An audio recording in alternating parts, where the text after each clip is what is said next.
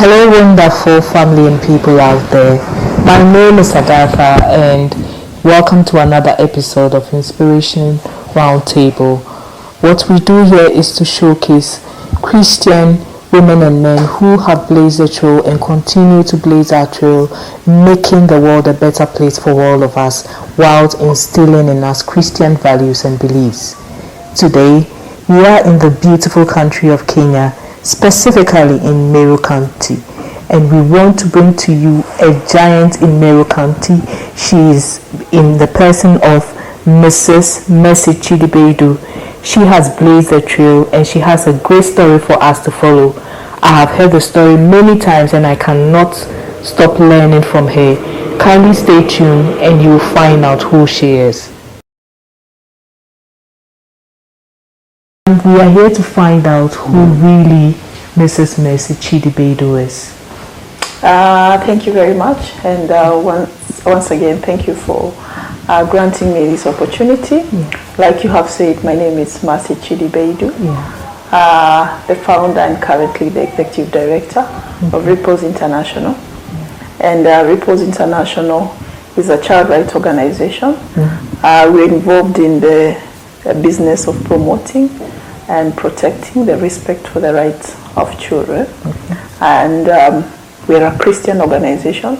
Our core value, some of our core values, I would say, is child focused. The main core values, child focused, and also Christ centered.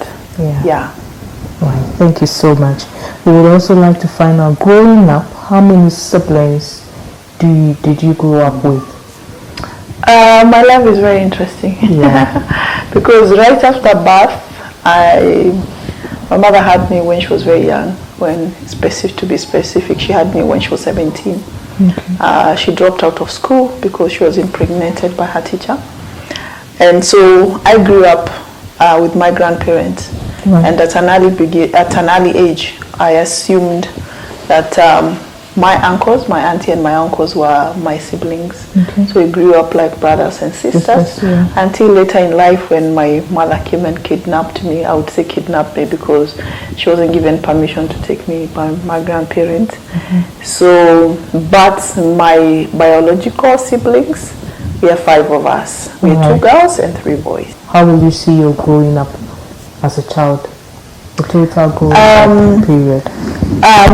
I would say I have 2 lives. Let me not say. I first grew up with my grandparents. Like I said, my mother had me when she was very young. So I grew under the guidance of my grandparents. But the longest I knew, they were my parents. So I referred to them as mom and dad. Of course, it was in the village. So I did everything that a girl living in the village would do. I fetched water. I would wake up very early in the morning. I grew up in the coffee and tea growing environment. So we'd wake up very early in the morning. Before you go to school, you have to pick coffee. What we call a debe. It's like, I don't know how to measure, but we used to call them debes of coffee. Then you take your cup of tea, which my grandmother would prepare for us. And then with the leftover ugali is pounded maize or corn, which comes into round. It's almost like what in Ghana you refer to as fufu, this type of corn. And then with tea and then rush to school. Then when you come back, you have to take the same coffee to the factory. So that is one of part of my growing up. And I lived with my grandparents until I was around grade 3. And then there, my mother took me and I said she literally kidnapped me because my parents completely had declined. I think I was very close to my grandmother and she didn't let me go. So she waited for me as I was going to school one morning and she took me.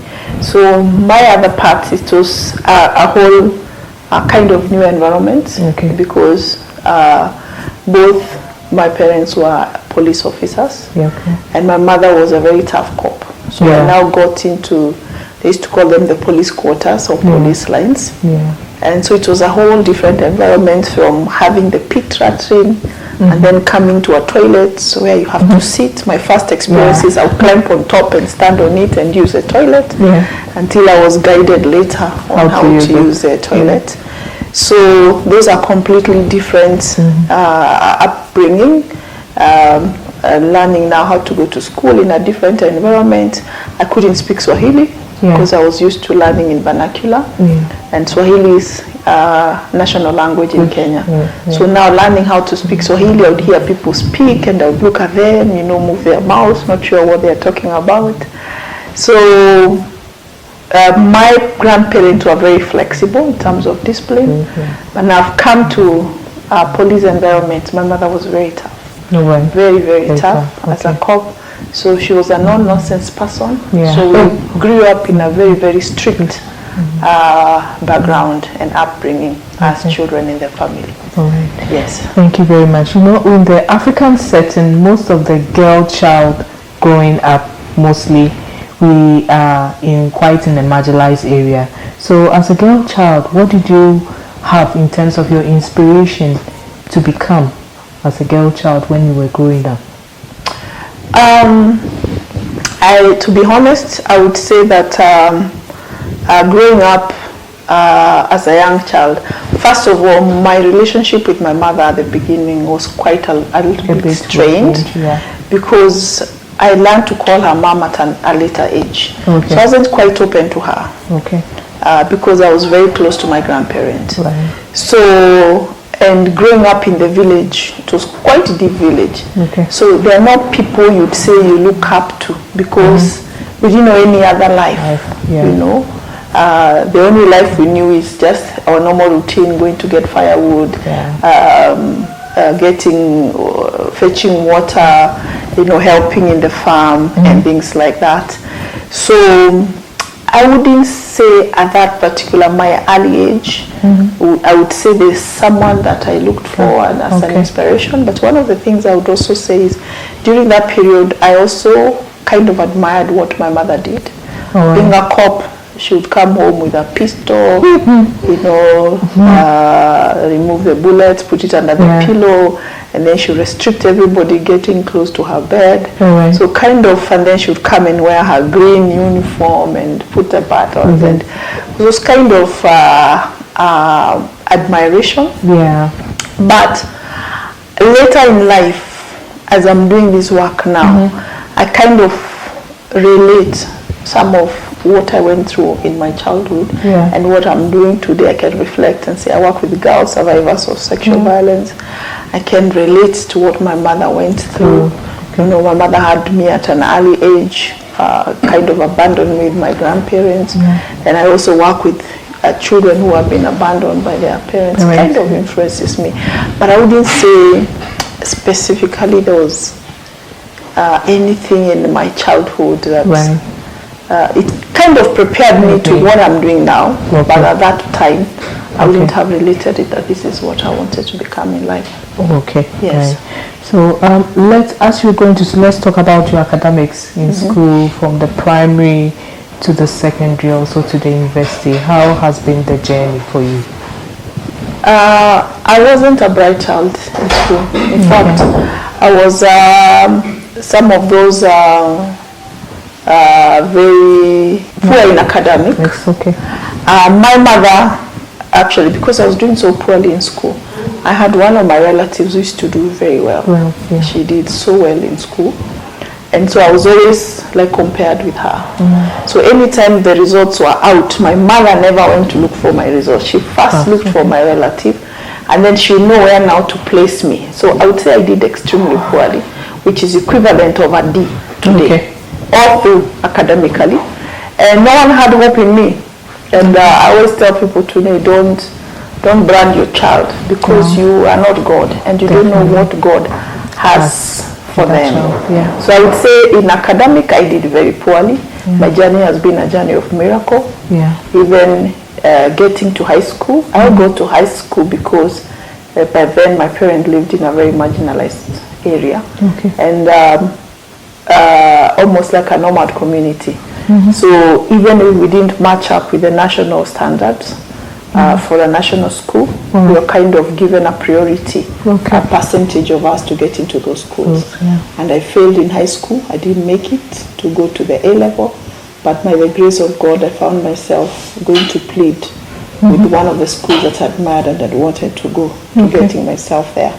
So generally, I wouldn't say I'm gifted, let me use the word gifted academically, but I also know God has other gifts that He gave me. He gave you. That's so nice to hear. And I like the lesson teaching us not for us to brand our children according to what their reports or how the school system measure them. And that is one lesson that we really have to learn, that every child is gifted, no matter what, academically or any other areas. They are all gifted. And we have Aunt Mercy here being a very gifted woman. Being married to Lawyer Baidoo, I would like to find out, how many children do you have currently? We have 5 children. Wow, that's beautiful. We have 4 amazing girls, and then we have 1 boy. And all the children, by the grace of God, are doing well in their various studies. Some have finished, but they are gifted children, we say that, and we are grateful to God for them. That's very beautiful. Now we do come to the idea of what you are doing now, which is Ripples International. When did the idea even come up? The idea of Ripples International, when did it come up?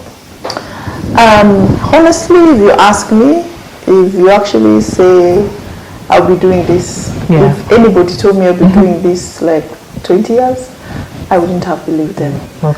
And in school, when I was in campus, in my last year on campus, we went for a mission called Operation Jebez. And after that mission, is basically, it's a life ministry program. That's a campus crusade. And part of the materials we used for evangelism was the Jesus film. And now we go to this local community and we speak to them. And then most of them come forth to receive Christ into their life. And then after that, they want physical food. So I remember after they have given their lives to Christ and we're talking to them, that they're like, hey, we're still hungry. So they need the spiritual food and they also need the physical food. And I remember leaving that place with a burden and feeling there's something we can do. And I felt I needed to go into mission, and so that I can go back to that area and reach out. But unfortunately, I went through life ministry, I went through the discipleship class, but I wanted to serve with the life ministry as a full-time minister. Unfortunately, because they don't send out young girls to out in the community, because you must learn the language of the people and all those other things, and you can't go there when you're a single, you'll have to have been married. So that cut short my vision of going to serve. And of course, fast track, I got into my employment, which is also another testimony on how I got my first employment. So fast track, I'm in my job. This is now in the year 2001, and the HIV pandemic is here. And as you may remember, Africa was the most hit. Kenya specifically was among the top African countries that had the highest infection rates when it comes to HIV. And I remember my organization, because I worked in an emergency response department, and HIV was a national kind of disaster, it's a crisis. And I was doing this on day to day. I found myself working under that project, and got bad news. One of my very good friends had been infected by HIV. And when I heard about it, I used to, and of course she comes from Meru, which is my hometown. So I used to leave Nairobi every other day to come to Meru, and just to visit with her. And it got to a point I felt she was being isolated from her friends, and I started having a conversation with the mother that this girl needs to mix up with other friends and have, so she's not isolated. And the mother got very angry that I was even speaking that their daughter had HIV, which was obvious she had HIV, and that's how I was blocked from visiting that home. And before I knew, she had died and buried. and they buried her quietly because there was very huge stigma on HIV. Okay. It was at that point I prayed about it, and I felt God has put something in me and have what it takes to educate my community. Great. And it was at that point I decided, let me calm down and get to understand what people know about HIV. Okay. So I took leave. So I came to Meru and did a quick baseline, just asking people, what do you know about HIV? How can you contract the disease? And there were a lot of myths and misconceptions. Some people felt even shaking hands you get the virus. Now we're trying to correct those misconceptions. And some would say the people need to be put together like in a concentration camp in case you're found positive. And you ask them, what about if it was you, you know? So I felt I needed, God has gifted me. And it's something I can do to support my community. So I took leave. I came down to Meru and we were traveling every corner of the county. Just sensitizing the community. This is how you can prevent yourself from getting infected by shaking hands and all those things. You cannot get the virus. Training them on how they can support each other. And one thing led to the other. So by the time I knew my leave was off, I was right in the middle of it. And I remember going back and asking my boss, I need an extension. So this time I had to get what we call in NGO world separation from work. So I took some separation. But believe me, I had no imagination that I was actually going to be here 20 years down the line. So I took separation, came to Meru, and continued with what I was doing. So one thing led to the other. Now people said, okay, how do we get to know about our status? Now we've told all this, how do we get to test? So we go now into testing, then they will test. I had to train as a counselor and also learn how to test. So we got a small space and then we test people. So some people will test positive and then they'll tell you now, what do I do? So we began now setting support group for people who have tested positive. And someone else who came and tested negative, it means they've exposed themselves. And they also want to know, how do I keep myself safe? So we also now started having post-test clubs for people who tested and were not positive, you know. And then now for the ones who tested positive, of course, there was already a lot of panic because there's no medication, you know, there was not whatever treatment. So we began now offering psychosocial support, talking to them about nutrition, and basically generally how they can live a healthy life. And so one thing led to the other. We now had patients who are becoming bedridden. And then we also have to offer that end of life care, now partnering with. So I wouldn't say that I had planned to enter into it. I just found myself there, and one thing led to the other. And up to where we are today. And I also believe your love for humanity is one also reason why you decided to go into it. To help the people of Yes. I would say you have for humanity. I would say, like I shared about us going for that mission.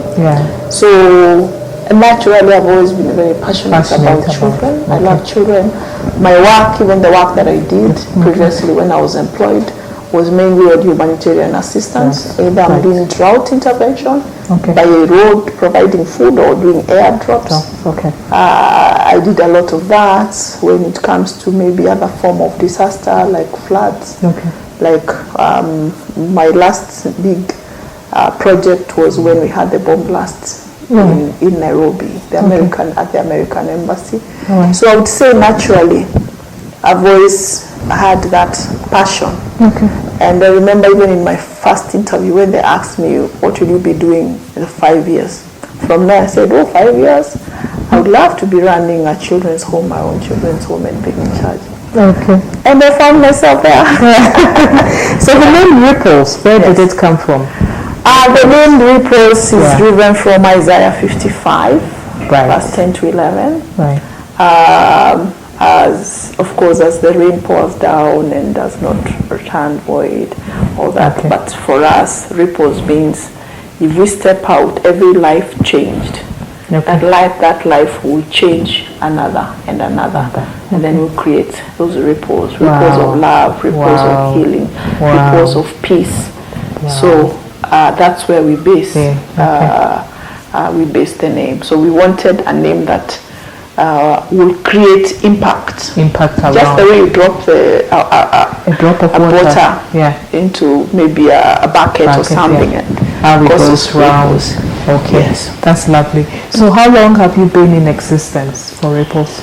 I would say, like I mentioned, I started coming to Meru from the year 2000. Okay. 2001.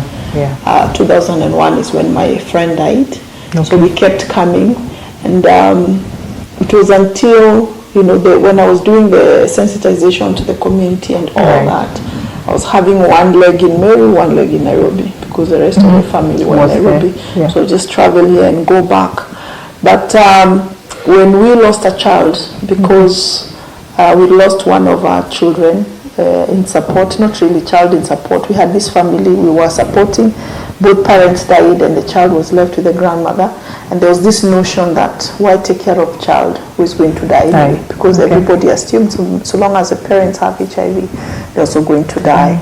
So we had this child where the parents died and was left under the care of the grandmother. And I remember the grandmother, the child was so sick that she wouldn't go to the hospital because she can't be admitted and waste her time in hospital with her child who's going to die anyway. So we pleaded with her and we told her we'll support you. So the following morning she was supposed to come and we go to the hospital. She didn't show up. Went to the hospital, she's not there. Only to realize later she suffocated the child and the child had died. I felt the journey was ripe and we needed to move in here. So I would say we moved in Meru towards the end of 2003. And the other time it was on and out. So I would say 2002 is when Ripples officially started. Opened our services to everyone who needs a service. If a child is abused, she's a Muslim. If we have a case of teenage pregnancy, they are Hindu, we open up to everyone who receives. So there are two things. One, Christ-centered, Christ-centered, and everyone knows that. I even see staff who are coming for interview, even when they're not born again, they know that must be one of the requirements. So you can tell even during the interview, them trying to convince us how born again they are. And then the second is we bring every other stakeholders on board. We cannot do it alone without networking with others that have the same vision and have the or do the similar work that we do. Yes. So at the point whereby you had to leave your job and then be with Ripples, start Ripples, giving birth to Ripples, nurture Ripples, did you have any conflicting ideas? Did you ask yourself questions? God, am I on the right path? Am I doing the right thing? Will this really come into fusion as you want it to be? Did you have any confusing conflicts? Whether you should still continue with your job because you had a very good international NGO job and then now you had to give birth to Ripples, nurture it, let it stand, let it walk. Did you ever have any conflicts? Yeah, of course. Like any other person who maybe is in ministry, especially full-time ministry, that always comes. When this came, again, as I said, as you serve God, there are things that God will bring your way. And you don't have a choice, but you know strongly within your heart that God wants you to fulfill this assignment. So that's how I found myself in Ripples. And then because now my heart was so drawn here, I had to quit work. I had to give my resignation because I felt God really wants for me to be here. And one of the things I did as I was quitting was to try and set up a business that it can generate funds to support the work. So when I officially quit the job, the money they gave me, we set up a Christian bookshop and we're hoping to run the Christian bookshop to be able to support the work. But what I've learned over the years serving at Ripples is you have no business to help God. If He wants you to, if He's given you an assignment, He has figured it out and He knows how He's going to sustain that assignment that He has given you. So we started a bookshop. I would say it's basically like trying to help God help our work. But one of the things I can confirm to you is I never one day made a profit in that shop. Never realized any profit at all. However, God used that bookshop to connect us to somebody who was also like a destiny connector to others, which is a long story, can be shared another day. But I would say it was a struggle. It wasn't an easy path. I would call it, I like to call it the valley of the giants, where everything is going bad, everyone is speaking bad. You know you're very passionate about this. Then you step out because you've had a very good job. Yeah. Somebody comes up and says, oh, I don't think she'll be quitting her job to come and do volunteer work. You must be getting a lot of money. And I'm married in West Africa. And somebody says, you know, they do a lot of drugs. So this is just an excuse for them to channel the money that they have and cover it up. Yeah. You know, there's no you can leave that job. So I would say it was quite conflicting. Yeah. My own mother or my relatives never believed that I'm quitting job to just come and saying I'm helping the community. So it's never easy. It was quite a struggle. Okay. It was quite challenging. Yeah. Me, myself, doubted if God really wants to do this. But every time I attempted to take a step, and I tell people most times we miss our assignments because we're so much in the comfort zone. And we're unable to step out of our comfort zone. You're getting a salary every month, you have this benefit. So you're kind of comfortable. Your life is moving on okay. But the moment you take a step of faith and know, this is where God wants me to be. This is a point B where God wants me to be. And I'm in point A. You make a step to get out of the comfort zone. You get what I call the border bully. Somebody asks, where do you think you're going? How do you pay your rent? How do you pay your children's school fees? Or you have relatives who are depending. Even your own pastors will sometimes tell you, you know you have this responsibility, blah, blah, blah, you know. And then before you know, you have moved back to the comfort zone. Yeah. So I would say it's not easy, and we can miss our destiny. Definitely. But looking at the challenges that surrounding us, so I can say it's been a journey of lots of challenges. Yeah. But what has kept me or has kept the Ministry of Ripples is remaining focused to the assignments. Yes. Thank you so much. We've been learning and we'll continue to learn. Kindly stay tuned for part 2 when we go deeper into ripples and all that its effects on the community. Thank you.